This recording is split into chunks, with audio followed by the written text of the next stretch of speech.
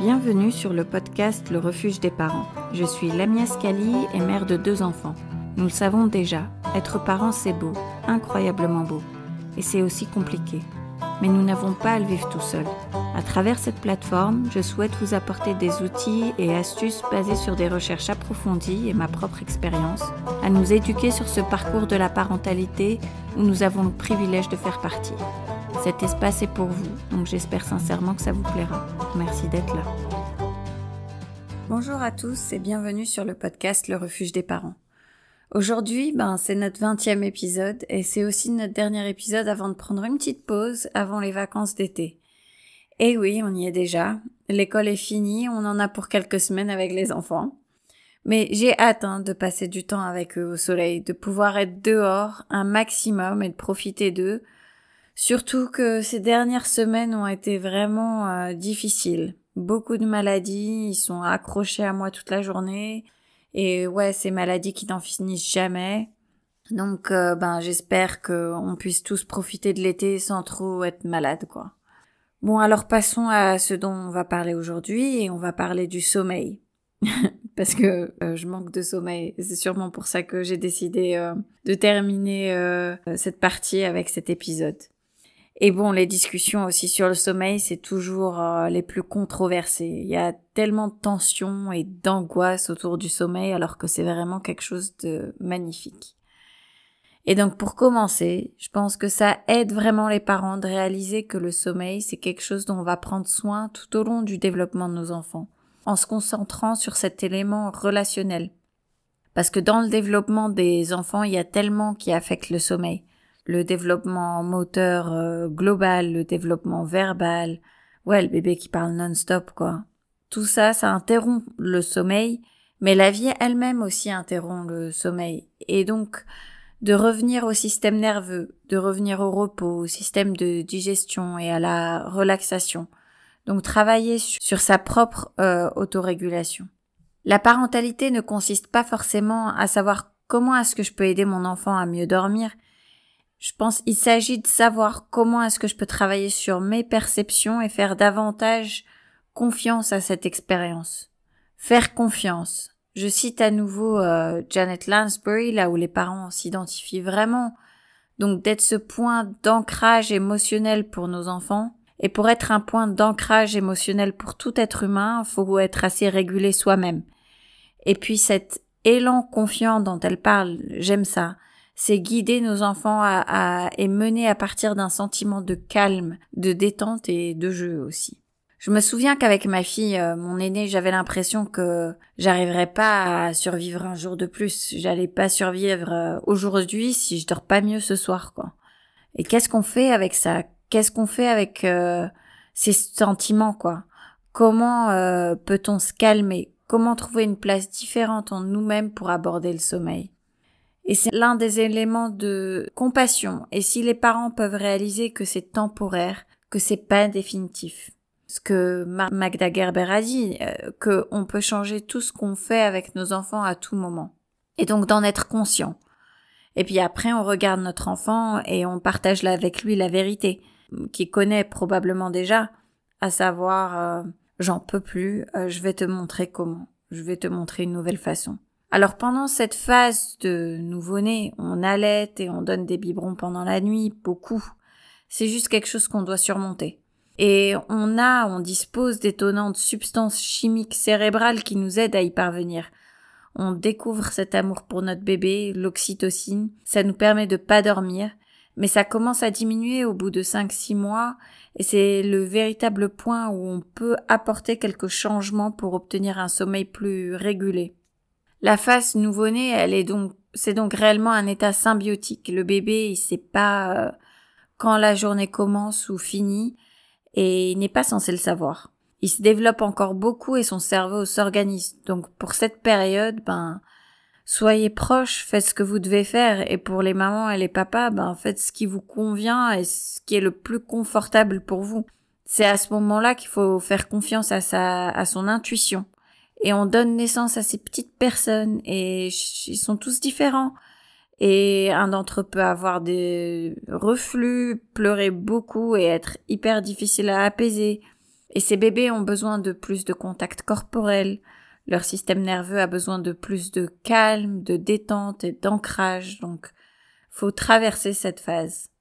Et puis ensuite, il y a un réveil cérébral qui se produit vers le 5e et le 6e mois, et ça peut arriver même plus tôt, vers 4 ou 5, 6 mois. Ce moment où ils vous regardent, c'est juste inoubliable pour les parents.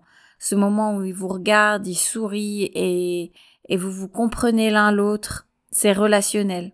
Quand cette relation arrive, il y a d'autres choses qui se produisent, comme certains bébés, ils commencent déjà à goûter aux aliments solides. À ce moment-là, on peut commencer à organiser la nuit différemment. Et c'est aussi pourquoi j'aime la philosophie et l'approche Rye, les routines fiables et prévisibles qui disent au bébé, on est là, c'est ce qui se passe. Une routine pendant la journée construite autour des besoins fondamentaux, autour de l'alimentation et sommeil, ils mangent encore la nuit. La plupart des enfants de 6 mois ont peut-être une ou deux tétées ou biberons, mais on commence à arriver à un point où on peut faire une alimentation focale qui répond aux besoins authentiques de la faim du bébé pendant la nuit. Et à partir de là, beaucoup de choses peuvent arriver pour combler les cycles de sommeil. Nos sentiments ont évidemment un effet énorme sur nos bébés. Donc, vous savez, on dicte le ton de l'expérience. C'est pourquoi ce qu'on ressent, c'est très important. Combien de batailles et de défis est-ce que je vais laisser à mon enfant vivre pour qu'il soit résilient, capable, compétent et pas aussi fragile? Parce que le développement est un état non fragile. On y passe par là tous. Et on est programmé pour avoir des difficultés et c'est important au développement. Je pense à cette bataille qu'ils ont tous pour rouler du dos au ventre et puis de nouveau jusqu'au dos. Alors dans quelle mesure on va leur laisser du temps pour qu'ils deviennent des êtres résilients, forts, capables et compétents, et combien de soutien, d'aide et de réconfort et parfois de réparation en quelque sorte. De temps en temps, on doit arranger les choses pour nos enfants pour qu'ils sachent qu'on les soutient, qu'ils sachent qu'on est là avec eux, qu'on les soutient. Donc ça, c'est une ligne personnelle pour chaque parent. Et puis c'est différent pour chaque enfant aussi, ça dépend de l'enfant. Et donc souvent, un des outils, c'est beaucoup de construire des rituels, d'aménager l'environnement physique et émotionnel. Et le rituel s'adresse à l'environnement physique et à l'environnement émotionnel.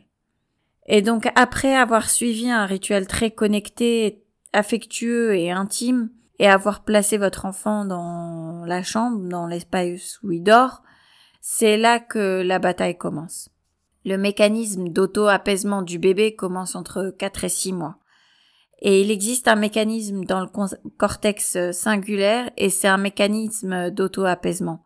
Et donc de comprendre et de discerner que tous les cris ne sont pas une dérégulation et un état de souffrance dans lequel certains pleurent ou luttent. Et généralement, les parents, une fois qu'ils ont compris ça, ils se disent « Ah ok, un peu de galère, un peu de lutte, je peux gérer la galère ». Et on est toujours présent dans cette bataille d'autorégulation, mais on est présent dans une empathie solidaire. Je suis toujours là pour toi. On ne dit pas je te laisse galère tout seul. Comme avec le bébé qui se retourne, on ne dit pas vu que tu galères, tout de suite je vais te prendre et je vais te retourner et t'aider. Ou bien carrément de l'autre côté, je m'en fiche et je te regarde même pas. Et je pense que avec le sommeil, c'est un peu ce qui inquiète les parents. Et c'est un défi pour nous, les parents. Ce que je veux dire en tant que parent, surtout si quand on est parent pour la première fois, on a tellement l'impression d'être noyé des fois et on veut avoir des règles claires à suivre. Mais l'approche de Magda Gerber, c'est la nuance. Il s'agit de ce milieu et d'être ouvert à ce que c'est réellement la vie, les relations et tout, et on n'a pas toujours la réponse. Donc cette ouverture d'esprit courageuse qu'il faut en tant que parent pour pouvoir vraiment voir notre enfant et être avec lui dans tous ses différents états, en le soutenant et en étant ouvert à vouloir comprendre davantage et à vouloir aller jusqu'au bout. Et ça peut arriver bien sûr que on n'en peut plus et qu'on mette son enfant dans la voiture au milieu de la nuit ou je ne sais quoi et c'est pas grave.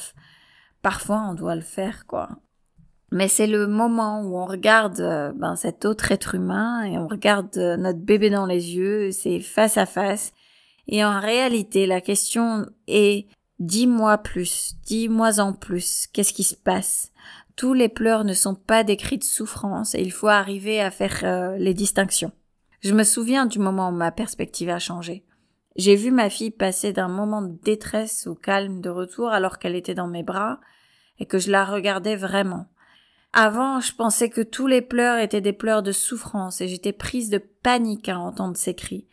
Mais en discernant toutes les émotions, on comprend que les pleurs, ça peut être de la colère, de la frustration, de la déception.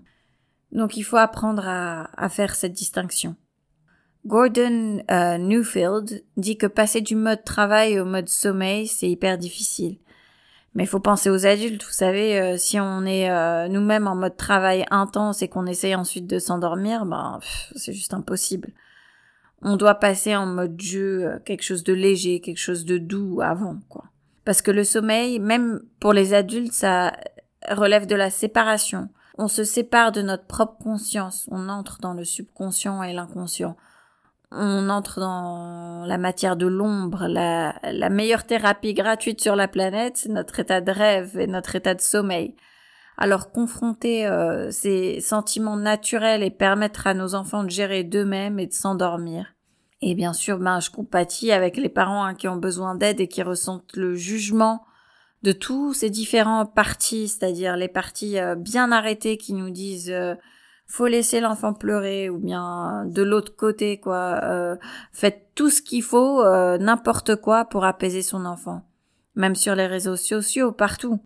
On peut ressentir tellement de honte rien que de lire ce genre de choses, ces opinions bien arrêtées que les gens ils ont. Et je pense que on peut même se sentir coupable des fois et ce serait bien de pas mettre d'étiquette sur les différentes manières d'élever ses enfants. Donc pour donner des exemples pour un peu plus tard, par exemple certains enfants, disons entre 2 et 3 ans, commencent à nous dire qu'ils ont des cauchemars et ils se retrouvent tout d'un coup de nouveau dans notre lit et on s'inquiète en fait pour leur manque de sommeil et du coup on accepte ça. Et puis y a ce truc qu'on se dit leur cerveau est en plein développement, ils ont besoin de dormir. Et il faut pas paniquer, les enfants s'adaptent et en général, ils arrivent à dormir le nombre d'heures dont ils ont besoin. Leur rythme naturel prend le dessus. Surtout à cet âge, vers 3 ans, les enfants arrivent à gérer bien plus d'interruptions pendant la nuit que nous-mêmes. Donc faut arrêter de trop s'inquiéter. Et bien sûr, c'est encore mieux si on cale des siestes dans la journée pour permettre de dormir un nombre d'heures suffisant. Pour d'autres enfants, comme je le mentionne souvent dans d'autres épisodes, les transitions affectent aussi les petits. Mais il s'avère que comme pour tout, le plus grand bouleversement, l'arrivée d'un petit frère ou d'une petite sœur, c'est vraiment ce qui bouleverse les enfants encore tout petits. Tout le monde le répète. Et c'est courant qu'ils commencent à rêver à ce moment-là, avec l'arrivée d'un petit frère ou d'une petite sœur, de prédateurs. Ils vont rêver de requins, par exemple.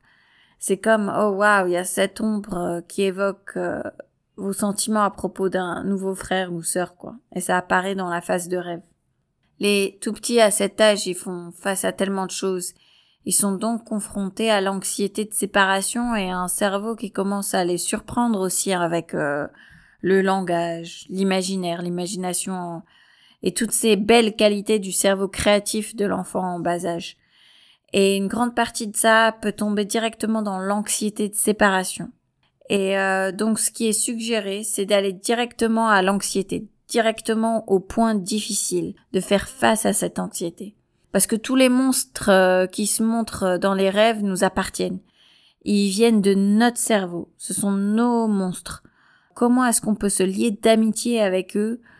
Qu'est-ce qu'ils veulent? Est-ce qu'ils veulent de l'amour, de l'attention, du respect?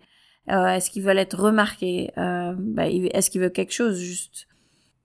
Alors si votre enfant a un monstre sous son lit ou quelque chose qui lui fait peur, vous pouvez lui demander « Ah je me demande si ce monstre il a faim. Je sais pas, je pense pas qu'il ait faim de petits enfants. » Et ensemble vous pouvez arriver à une autre conclusion. Ce monstre il veut juste un peu d'amour. Et donc votre enfant vers, je sais pas, disons 3 ans, peut mettre quelque chose sous son lit pour montrer un peu de tendresse envers ce monstre. Et c'est une façon pour que ça devienne une partie de son monde de jeu. Faut utiliser surtout la leur, imagination et s'approprier cette angoisse et changer de perspective. Alors au lieu de « Oh mon Dieu, qu'est-ce que je fais ? Je m'inquiète pour mon enfant et sa santé », c'est plutôt cette façon de travailler avec lui de manière créative qui aide à intégrer tout ça. C'est vraiment la pièce transformatrice. Voilà donc pour notre 20e épisode sur le sommeil. J'espère que ça vous sera utile et je vous remercie vraiment pour votre écoute. Bonnes vacances et à bientôt pour le prochain épisode. Le refuge des parents, c'est un podcast de parents curieux. Vous pouvez l'écouter sur Spotify, Apple Podcasts et toutes les plateformes de podcast. Et si vous avez aimé cet épisode, n'hésitez pas à le partager, à laisser des commentaires, à mettre des étoiles. Vous pouvez aussi me contacter sur info@lerefugedesparents.com. À bientôt pour le prochain épisode.